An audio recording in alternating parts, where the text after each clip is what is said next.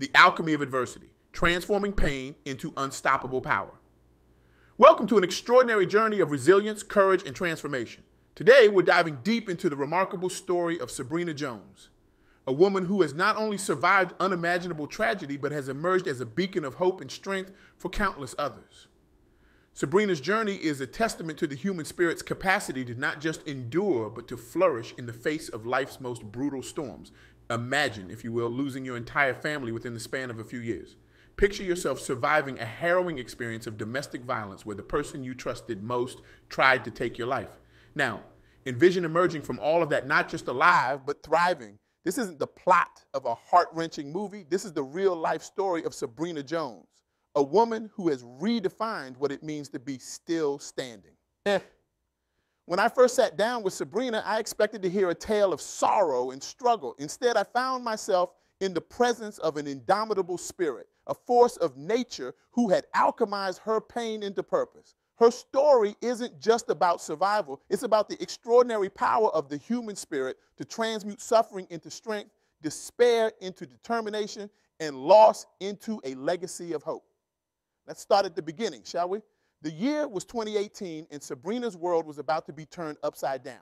Her nephew, a vibrant young man of just 30, was suddenly taken from this world. For many of us, losing someone so young would be devastating. For Sabrina, it was just the opening act in a tragic play that would unfold over the next few years. In 2024, the curtain rose on the next act of loss. Sabrina's father passed away. 2 years later, in 2026, her mother followed. Each loss was a hammer blow to her heart, each one threatening to shatter her world into a million pieces. But the cruelest twist of fate was yet to come. Sabrina shared with me, her voice barely above a whisper, the heart-wrenching moment when her sister died in the bed next to her. Can you imagine the weight of that moment? The helplessness, the shock, the overwhelming tsunami of grief. It's the kind of experience that could easily break a person, leaving them lost in a labyrinth of pain and despair. Yet, here's where Sabrina's story takes an unexpected turn. Instead of being crushed by the weight of her losses, she found a way to channel her grief into growth. She told me, with a fire in her eyes that belied the pain in her heart, each loss taught me something about life, about myself. My nephew's passing showed me the fragility of youth and the importance of living fully. Losing my parents made me appreciate the legacy they left behind and pushed me to honor their memory through my actions. But it was the loss of her sister that truly transformed Sabrina. Watching my sister take her last breath next to me, she said, her voice cracking with emotion, it was like a part of me died too. But in that moment, I also felt a fierce determination ignite within me. I realized that I had to live for both of us now, to achieve the dreams we had shared, to make an impact that would honor her memory. This, my friends, is the essence of resilience. It's not about being unaffected by pain or loss. It's about allowing that pain to reshape you, to forge you into something stronger, more determined, more alive. It's about looking at the wreckage of your life and deciding to build something beautiful from the rubble. But Sabrina's trials weren't over. Just when she thought she had weathered the storm of grief, life threw her another curveball, and this one came with fists. She found herself in an engagement that turned into a nightmare of domestic violence.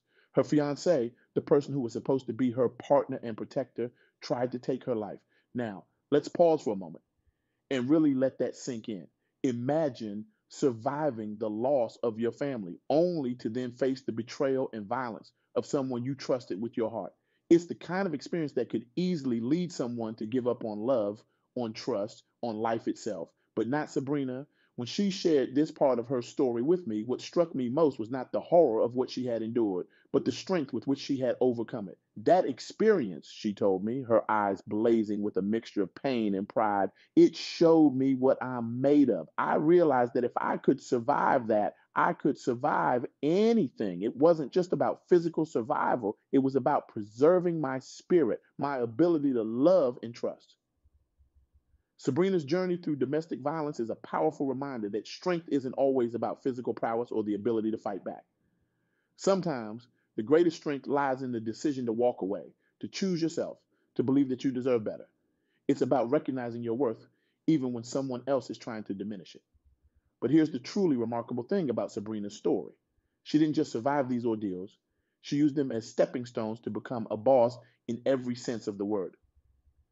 When I asked her how she managed to turn her pain into power, her answer was both simple and profound. I refused to be defined by what happened to me. Instead, I chose to define myself by how I responded to it. This, my friends, is the essence of what it means to be a boss. It's not about titles or corner offices. It's about taking control of your narrative, about refusing to let your circumstances dictate your worth or your potential. It's about looking at the hand life has dealt you and saying, I see your challenge and I raise you my resilience. Sabrina's journey offers us valuable lessons about mental health and emotional resilience. In a world where we're often told to stay positive or get over it, her story reminds us of the importance of acknowledging our pain, of giving ourselves permission to grieve, to be angry, to be scared. Mental health isn't about always being happy, Sabrina told me, her words carrying the weight of hard-won wisdom. It's about being honest with yourself about how you feel and then finding healthy ways to process those feelings.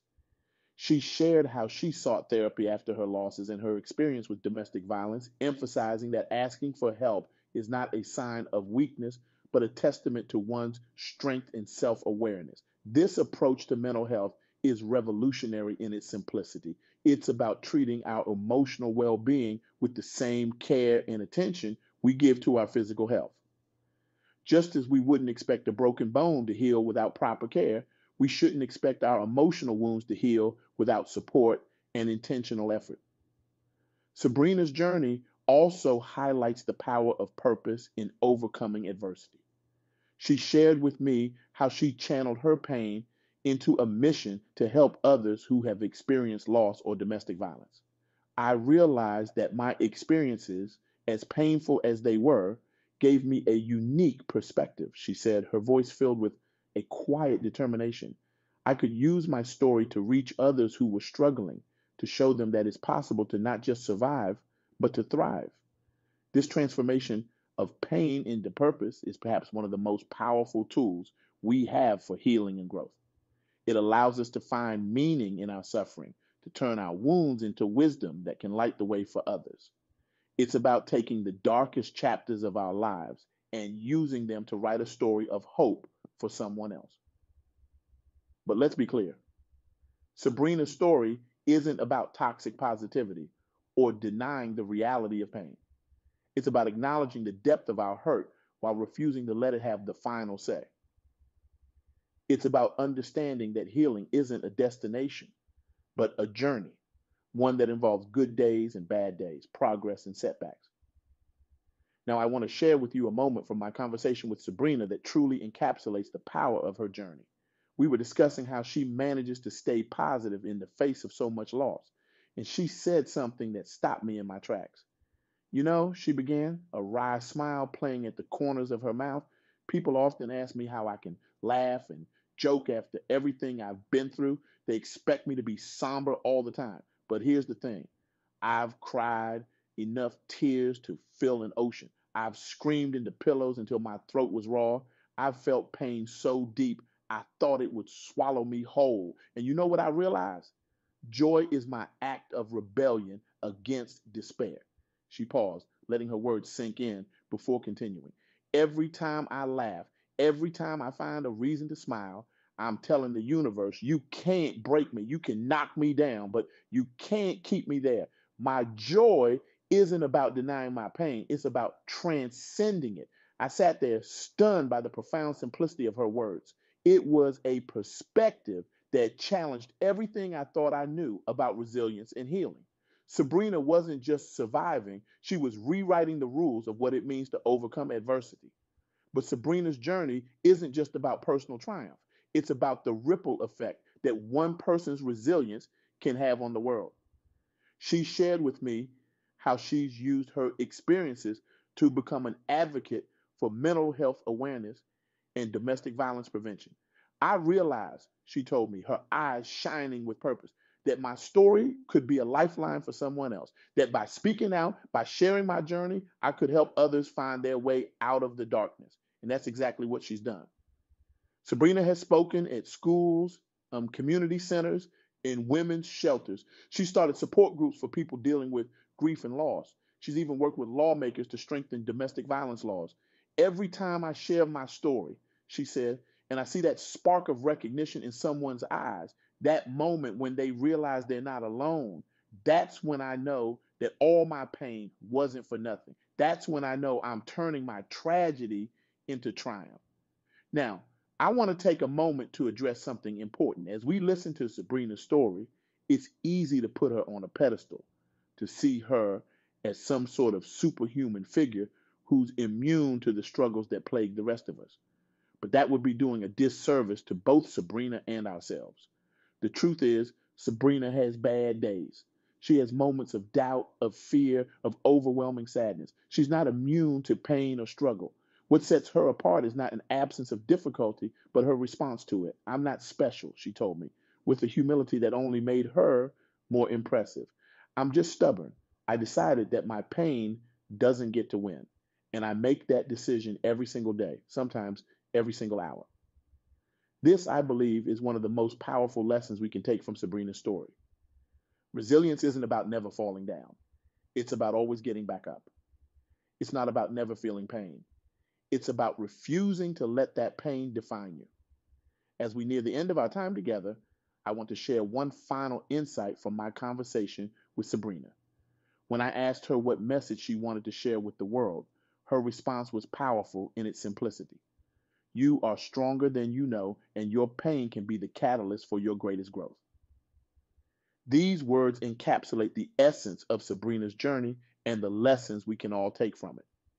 They remind us that within each of us lies an untapped reservoir of strength, waiting to be called upon in our darkest hours. So, as we conclude this talk, I want to leave you with a challenge inspired by Sabrina's story. Take a moment to reflect on the adversities you faced in your own life. How have they shaped you? What strengths have they revealed? And most importantly, how can you use your experiences, both the triumphs and the trials, to lift others up? Remember, your story isn't just about what happens to you, it's about how you choose to write the next chapter. Like Sabrina, you have the power to turn your pain into purpose, your struggles into strength, and your challenges into opportunities for growth. But let's take this a step further. I want you to imagine a world where we all embraced our pain the way Sabrina has, a world where we saw our struggles not as burdens to bear, but as tools for transformation. What would that world look like? It would be a world where vulnerability is seen as strength, not weakness. A world where asking for help is recognized as an act of courage. A world where our scars are worn not with shame, but with pride, as testaments to our resilience. It would be a world where we don't just survive our challenges, but use them as catalysts for change, where every setback becomes a setup for a comeback, where our darkest moments become the fuel for our brightest futures. This isn't just a pipe dream. This is the world Sabrina is creating, one story at a time. And it's a world we can all contribute to building. So here's my challenge to you. Don't just admire Sabrina's story, emulate it. Find the Sabrina within yourself. Look at your pain, your struggles, your setbacks, and ask yourself, how can I use this? How can I transform this into something powerful, something meaningful, something that could change someone else's life? Maybe it's by sharing your story like Sabrina has. Maybe it's by starting a support group in your community. Maybe it's by advocating for change in laws or policies. Or maybe it's simply not by being there for someone else who's going to go through a tough time, offering them the hope and understanding that can only come from someone who's walked a similar path. Whatever it is, do something, take action. Well, because here's the truth. Your pain, your struggle, your story, it matters. It has the power to change lives, to inspire hope, to create ripples of transformation that can spread far beyond what you can see. As you go about your day carrying the weight of your own struggles and dreams, I want you to hold on to this truth. You are still standing. Despite everything life has thrown at you, you are here. You are resilient. You are strong. And like Sabrina Jones, you have the power to not just endure, but to thrive. Remember, in the story of your life, you are both the author and the hero. The pen is in your hand. The next chapter is yours to write. So make it a good one. Make it one that would make Sabrina proud. Make it one that turns your pain into power, your struggles into strength, and your challenges into change. Because that's what true resilience is all about. It's not just about weathering the storm, it's about learning to dance in the rain. It's about finding the rainbow amidst the clouds. It's about turning your tears into a river of hope that can carry others to safety. So go forth, embrace your struggles, harness your strength, and write a story of triumph that will inspire generations to come. Because you, my friend, are stronger than you know. And your greatest chapter is just waiting to be written. Thank you.